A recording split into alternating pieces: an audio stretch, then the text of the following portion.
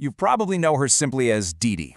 She's a woman who completely redefined street politics in India, shattered a seemingly invincible political empire, and ultimately became one of the most polarizing yet profoundly powerful figures in Indian history. Welcome to this explainer. Today, we're diving deep into an epic 40-year political arc. We're going to trace her journey from being a fierce, street-fighting underdog in a white sari and slippers, all the way to becoming a formidable chief minister whose deeply entrenched fortress eventually faced an unprecedented challenge. Truly, it's a masterclass in grassroots momentum, the sheer complexities of governance, and the cyclical nature of democracy itself. To really understand how this political fortress was ultimately breached, we need to look at this like an epic political thriller. Here is our roadmap. We'll be tracing 5 distinct chapters today, starting with her extraordinary rise, looking at her sweeping welfare programs, diving into the rising scandals, exploring her fierce 2021 resilience, and finally unpacking that historic 2026 electoral shift. All right, let's jump right into Chapter 1, The Rise of Didi, from street fighter to giant killer. Now, her unbelievable ascent didn't happen in some fancy air-conditioned office. She literally fought her way up from railway tracks and protest sites. Just look at 1984.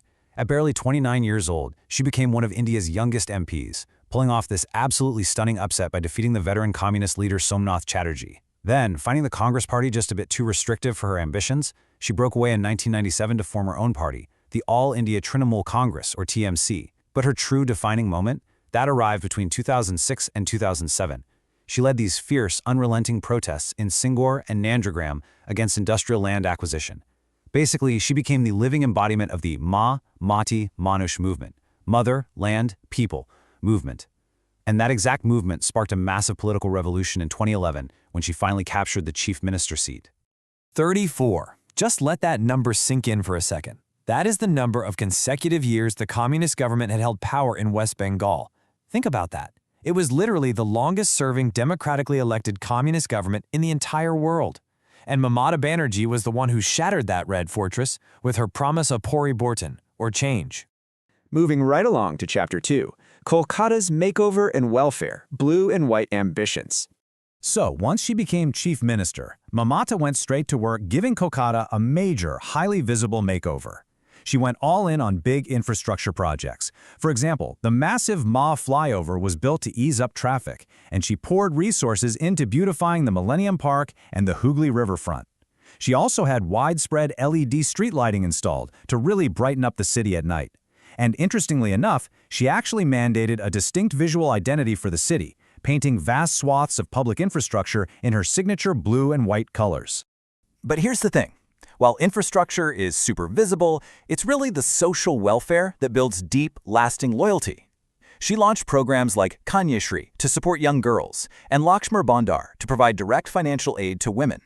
These weren't just standard administrative checkboxes. They systematically cultivated a massive, fiercely loyal female voter base, and that base would basically serve as her political armor for years to come.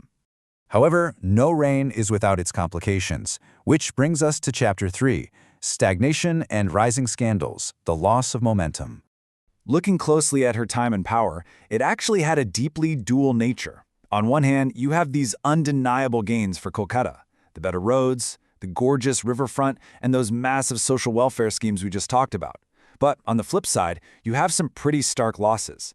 Critics constantly pointed to a severe lack of heavy industry and IT sector growth, and even more concerning, widespread allegations of systemic corruption.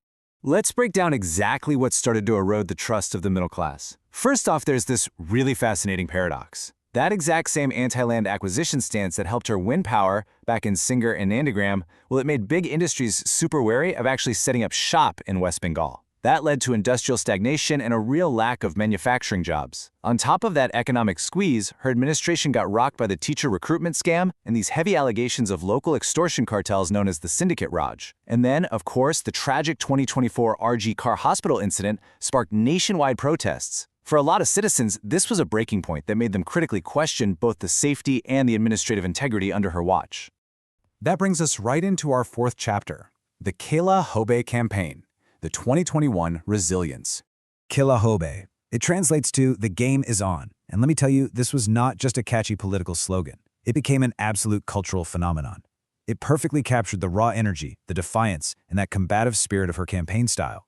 She was literally daring her opponents to step onto the battlefield with her. And remember, right in the thick of the 2021 elections, she suffered a severe leg injury. But instead of retreating or slowing down, no way. She aggressively campaigned across the entire state in a wheelchair. She basically weaponized her own injury, transforming a moment of physical weakness into the ultimate symbol of resilience. She swept those elections, holding her fortress against a really formidable BJP wave. But the game eventually changes. Section 5, the 2026 Fortress Breach, How She Lost. By the time the 2026 assembly elections rolled around, the narrative had drastically shifted. I mean, decades of uninterrupted rule naturally breeds intense anti-incumbency. Combine that fatigue with heavy allegations of poll violence and electoral looting, and you've got the perfect storm for a newly consolidated opposition to strike hard. And the absolute most shocking blow of the entire election? A crushing defeat in her very own home turf of Bhojanapur. 15,000. That was the margin. In a completely unbelievable turn of events, Mamata Banerjee actually lost Bhawanipur to her own protege-turned-rival, Suvendu Adhikari, by over 15,000 votes.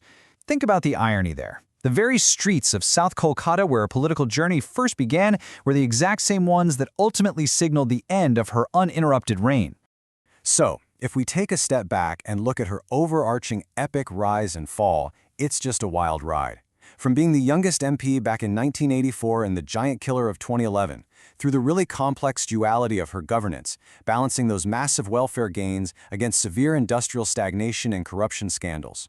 Then, seeing her legendary high-energy Kila Hobe style in action, and finally, witnessing her historic 2026 defeat. It's a true testament to the raw, unpredictable energy of Indian democracy, leaving a legacy that is permanently etched into the blue and white corners of Kolkata. And that brings us to the end of our explainer today. But before you go, I want to leave you pondering the complex mechanics of how power shifts. When you look at the economic stagnation, the scandals, the anti-incumbency, and the consolidated opposition, what do you think was the biggest factor in that 2026 result? Drop your thoughts down in the comments. And hey, don't forget to subscribe for more structured, deep dive explainers just like this one. Until next time, keep learning.